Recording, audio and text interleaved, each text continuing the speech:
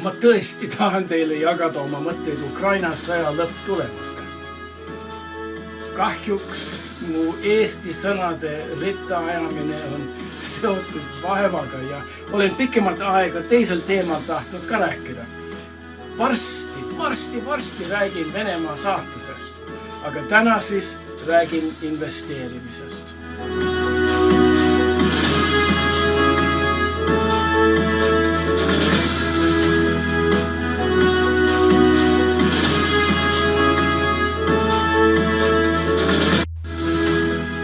Üks väga ilmne inimlik omadus on edu ja ebaõnnestumise omistamine. Kui oleme edukad, omistame edu oma pingutustele ja intelligentsusele. Ebaõnnestumise põhjuseks on seevastu teiste käitumine ja rasked asjaolud. Seda nähtust leidub peaaegu kõigis tulemuslikkuse enesehinnangutes ja eriti silmapaistvalt investeeringute tulemuste kohta. Investeeringute puhul toovad enesearuanded esile edu ja ei suuda ebaõnnestumist meenutada. Seepärast teie nagu minagi sageli kuuleme tuttavate edust ja harva kuuleme investeeringute hävingust. Mina enam ei mäleta selle uurimistöö autoreid, aga mäletan nende järeldusi. Mitusada aktsiainvestorid Ameerikas intervjueeriti ja küsiti, millist protsenti kasumit nad keskmise aastaga teenisid. Uurijatel oli lubatud ka intervjueerijate ostu-müügikontosid uurida. Uuringus osalejad teatasid intervjuus, et nende aasta kasum oli umbes 10%, kuid tegelikkuses näis nende kasum olevat keskmiselt umbes 2%. Selle uuringu järeldusi tuleb võtta soolateraga. Nagu ma edasi räägin, on investeeringu tulemusi, mis ei sõltu üldse hästi investeeritud rahasse, vaid ka ootamatute asjaoludesse. Kindlasti meie seas on palju, kes on kuulnud keksinud tuttavatelt nende eduka investeerimisest. Mõned aastad tagasi oli üks minu tuttavatest väga erevil, sest leidis kindla kullalaviini, millele peagi igaüks võiks ämbri alla panna ja kullaämbriga koju jalutada. Tema kirikusõbrad reklaamisid uut pilveserveri süsteemi nimega Kairos. Jutu järgi suurfirmad nagu Nissan olevat valmis üürima koduarvutite kõva ketta mahtu oma andmebaaside paigaldamiseks. Polnud muud vaja, kui oma arvutid registreerida Kairos firmaga, installeerida pilve andmebaasi tarkvara ja maksta väikest registreerimistasu. Kui tahtsid rohkem teenida, võisid osta mitut arvutit ja igat arvutit registreerida. Iga kuuselt lubati aruande, millest täpsustati üüritud kõva ketta mahu renti. Veel rohkem raha teenimiseks võisid uusi kliente värvata, kes registreerisid ka oma arvutid ja siis oli võimalik nende kõva ketta mahu üürist endale teenida protsendi. Nagu kõik sellised võrkturundusskeemid, seda rohkem kliente sa leidsid, seda suurem oli sinu teenimisvõimalus. Kahjuks edu saavutamiseks pole otseteid. Oleks minu tuttav kasutanud Google otsingumootorit ja ainult paar minutit tööd teinud, oleks ta kohe näinud, et Kairos firma varjas oma omanikke ja juhte. Kui ma õigelt mäletan, aadress oli ka suvaline. Ja ärimudel, mis eeldas, et Fortune 500 ettevõtted usaldaks oma andmebaase tädi Maimu ja onu Juku koduarvutitele on lihtsalt naeruväärne. Kairos oli lihtsalt püramiidskeem, mille eesmärk oli investoritelt nende säästud välja petta. Kvaliteetsete investeeringute üle otsustamine nõuab tööd. Investor peab töötama, kuni ta ise aru saab, mis potentsiaalsete investeerimisvahenditega toimub. Internetiguurude, YouTube'i kommentaatorite, Facebooki fanaatikute ja ajalehe selgeltnägijate nõuande kuulamine ei aita kedagi investeeringust aru saada. Teiste inimeste nõu ja tarkus on kättesaadaval igal ühel ja kui terve kari inimesi jooksevad ühel sammul üle sama silla, variseb sild kokku. Silla all investori haid, kes päriselt aru saavad investeerimisest, oskavad lukussammuga marssijate raha endale võtta. Kui järgite teiste inimeste investeerimisstrateegiaid, mis on kõigile kättesaadavad, tabab teid ka nende teiste investorite saatus. Sest inglise keel on olnud minu kodukeel ja sest mina olen juba vanuses, kus võiks arvata, et mul on mõned säästud alles, mind proovitakse meelitada igasuguste ahvatleva pakkumisega. Võib-olla olete ka vastu võtnud telefonikõnesid Hongkongist, Suurbritanniast, Šveitsist või Iirimaalt, kus võõras inimene pakub üllatavalt head investeerimisvõimalust. Ma julgen öelda, et kui võõras pakub sulle raha, see on pettuse katse. Iga kord, kui minule on sellist pakkumist tehtud, mina puhun tolmu oma Google masinast ja uurin pakkuja kohta. Telefoninumbri otsingud sageli viivad veebisaitidele ja ettevõtetele, mille nimed on sarnased, kuid mitte samad kui mainekatel ja seaduslikudel ettevõtetel. Kahtlased pakkumised ei piirdu ainult telefonikõnedega.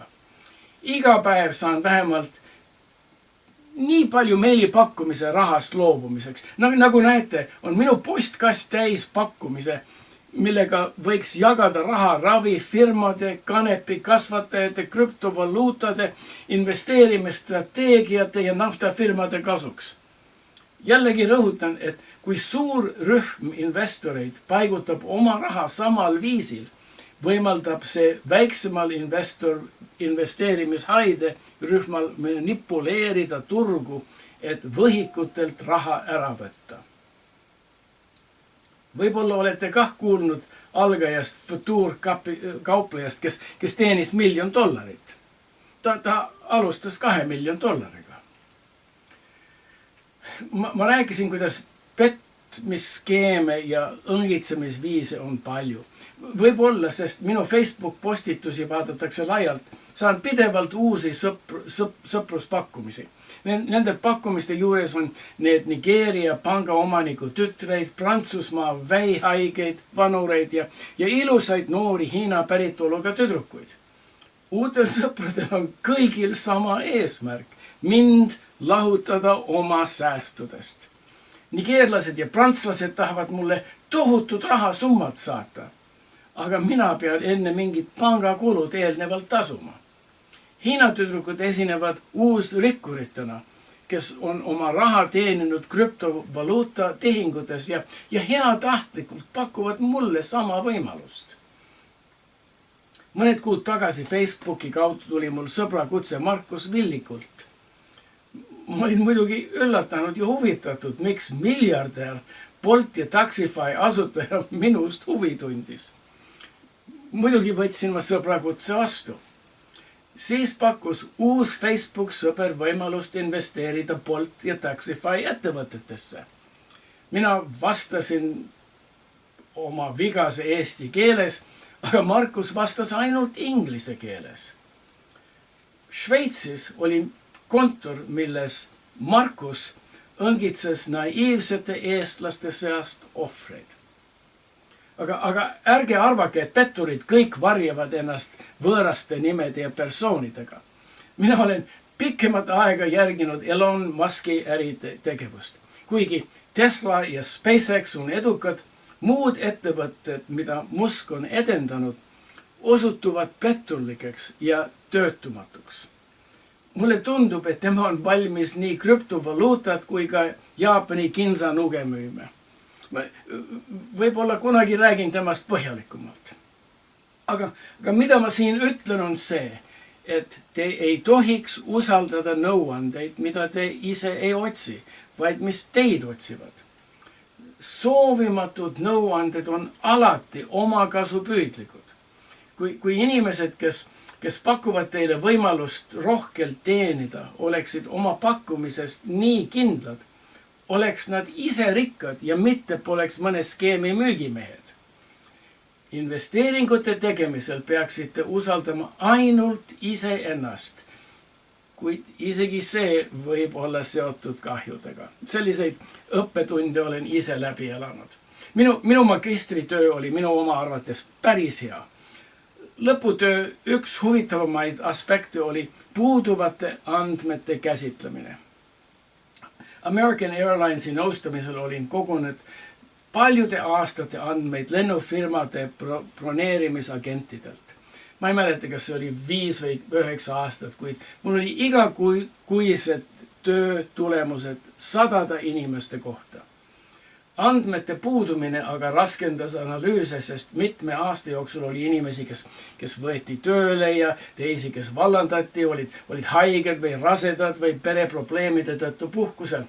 Aga minu juhendajatest oli Ledyard Tucker ja mõne minutiga tema lahendas minu puuduvate andmete probleemi, kirjutades kriidiga tahvlile, mis oli tema kontoris. Ausalt, ega ma kohe aru ei saanud, aga täpselt kopeerisin tema märkused endale ja siis kirjutasin Fortran arvutiprogrammi, mis rakendas Tuckeri algoritmi ja see osutus olema suurepärane lahendus puuduvate andmetele. Ja mõned aastad hiljem olin tööl Southern Methodist ülikoolis. Sel ajal arvutid olid ikka suured raudmürakad, mis vaevubüroo hoonesse mahtusid. Seal oli võimalik proovida ideed, mis oli juba paar aastat ajus käärinud. Futuuriturg esitab andmeid, mis on mitmes mõttes sarnased töötulemuste andmetega, nagu olin käsitlenud magistri lõputöös. Futuuriturg pakub müügihinde teraviljade, liha, nafta ja teiste seotud kaupadega. Iga hommikul mina tulin kontorisse ja toksisin Wall Street Journalist futuurituru hinnad arvutisse ja kasutasin oma puuduva andmete programmi selleks, et ennustada iga kauba tänapäevast hinda teiste seotud kaupade hinnast. Minu programm ja Tuckeri algoritm töötasid suurepäraselt ja mina oma mõttes juba kavaldasin, kuidas ma raha kulutama hakkan. Minu esialgne investeering oli $2000, aga see oli kasvanud mõne nädala pärast tublisti üle $20,000. Ma mäletan, et 1973. aasta kevadel minu programm ennustas, et liha hind peaks tõusma dramaatiliselt. Liha hind pidi tõusma, sest looma söödahinnad tõusid järjekindlalt. Seega mina julgelt panustasin umbes $20,000 ja ostsin loomaliha kogust, mida mul polnud, sügise müügiks. Märtsis olid loomaliha hinnad veel suhteliselt odavad ja kui sügise hind tõuseks nii kõrgele, nagu ma ennustasin, siis oleks ma tublisti teeninud. Eelkõige seetõttu, et sain lepingud marginaaliga osta ja pidin maksma vaid 10% kevadisest lepingu hinnast. Idee oli kindlalt geniaalne. Tulemused oleks olnud minu noore elule vapustavad. Väheseid olid loomaliha hinnatõusu ette ennustanud ja minule tundus, nagu minu valduses oleks üks oluline finantssaladus. Kahjuks ma seda saladust ei jaganud Ameerika valitsusega ega Ameerika presidendiga. Elu kallinemine mõjutab valimisi ja republikanid ja president Nixon ei tahtnud, et Ameerika steiksööjate suur elanikkond kannataks. Siin on New York Timesi artikkel, millest kuulutati välja, et president Nixon seab lihahindade laed nii jae kui ka hulgimüügi tasemel ja kinnitas, et hinnad langevad. Mina olin juba maksnud kõrgemat hinda. Iga päevaga, kui hind langes, minu konto väärtus langes, kuni jõudis nullini. Ja selle loo eesmärk on rõhutada, et õige investeerimisstrateegia omamine võib samuti anda tagasilöögi. turge võivad mõjutada kõik võimalikud, ootamatud ja mitte ettenähtavad asjad. Sealhulgas poliitika, nagu Nixon, sõda, nagu Ukrainas, nälg, nagu oodata Aafrikas, mereõnnetus, nagu Suessi kanalisse kinni jäänud Ever-Given, pandeemiad, nagu COVID-19, majanduslikud rahutused võõrriikides, nagu Hiinas ja edasi ja edasi ja edasi. Väikene rahasumma, nagu oli minul, ei kaitse kaotuste eest. Ainult suuremad rahasummad, mis on hajutatud mitme erineva investeeringu peale, suudavad taluda meelevaldseid ja ettenägematuid turuliikumisi. Kaval investor elab tagasihoidlikult nagu Warren Buffett ja ei raiska raha tarbija pasa peale. Ta investeerib väga erinevatesse tööstusharudesse ja toodetesse, mis on üksteisest sõltumatud ja peaksid seetõttu vastu pidama välistele šokkidele. Ja isegi teda mõjutab ettenägematud olukorrad. Mõned nädalad tagasi pidas USA Föderaalreservi juhatuse esimees Jerome Powell kõne, milles teatas intressimäärade tõstmise kavatsusest. Tema kõne pühkis USA aktsiatelt turuväärtust $78 miljardi väärtuses. Ma ei taha jätta muljet, et pole võimalik investeerimisega võita, aga mul on ainult üks hea kogemus. Noore mehena tegin konsultanditööd Ameerika politsei jaoskonnaga ja teenisin $4000. Selle raha investeerisin riskiaktsiatele spetsialiseerinud investeerimisfondi. Ma unustasin seda investeeringut mitukümneid aastaid. Ja kui ma seda lõpuks uuesti avastasin, oli kontos üle $150,000. $4,000 kuni $150,000. Pika aja jooksul investeeringutelt liitintressi teenimine pole halb.